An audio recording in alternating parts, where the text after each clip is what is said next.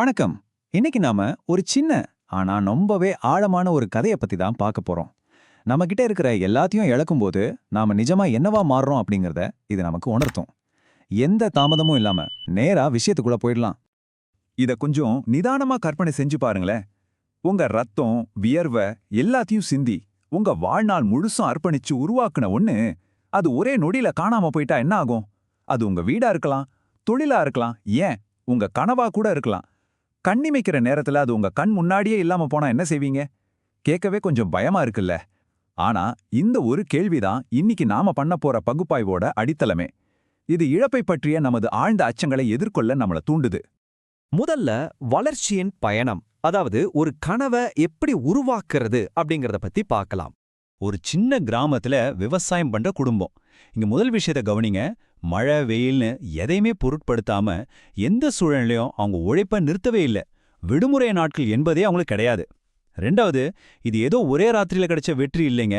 பல வருஷங்களா அதிகாலையில எழுந்து சிறுக சிறுக சேமிச்ச ஒரு மெதுவான முன்னேற்றம்.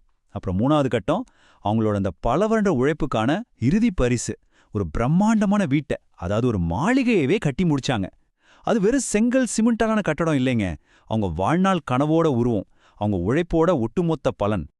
ஆனா இதுக்கப்புறம் எல்லாமே தலைகீழா மாறுது. திடீர் வீழ்ச்சி. நொடிப்பொழுதில் எப்படி ஒரு பாதாளத்துக்கு போறாங்க அப்படிங்கிறது தான் அடுத்த கட்டம். எந்த ஒரு முன்னறிவிப்பும் இல்ல. அந்த குடும்பத்தோட பல வருஷம் உழைப்ப பத்தி இயற்கை கவலையே படவே இல்ல.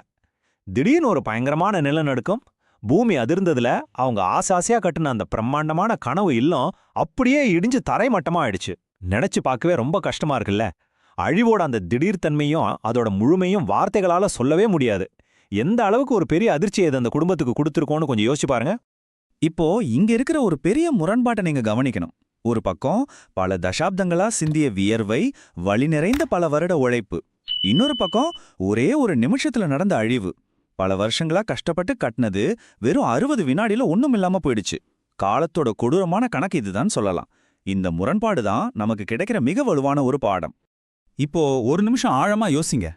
பல வருஷ கனவுகள் இப்படி ஒரே நிமிஷத்துல சிதறி போகும்போது நிஜமாவே அங்க மிஞ்சிறது என்ன? அந்த இடிபாடுகளுக்கு நடுவுல மீதம் இருக்கிறது என்னவா இருக்கும்? இதுதான் இந்த கதையோட மிக முக்கியமான திருப்புமுனை. ஏன்னா இங்கதான் நம்மோட உண்மையான பலம், உண்மையான செல்வம் என்ன அப்படிங்கறத நம்ம கண்டுபிடிக்க போறோம். இதுக்குள்ளே இன்னும் ஆழமா போகலாம். அழிக்க முடியாத செல்வம், அதாவது ஒரு தளராத மனம். மூல தகவல் ரொம்ப எளிமையாவும் அதே சமயம் ரொம்ப ஆழமாவும் இப்படி சொல்லுது. அவங்க மனம் உடையல, வீடு இடிஞ்சு போச்சு, சுவர்கள் உடைஞ்சு போச்சு. ஆனா அவங்களோட உள்மன உறுதி அது சிறிதும் சிதையாமல் முழுமையா இருந்தது.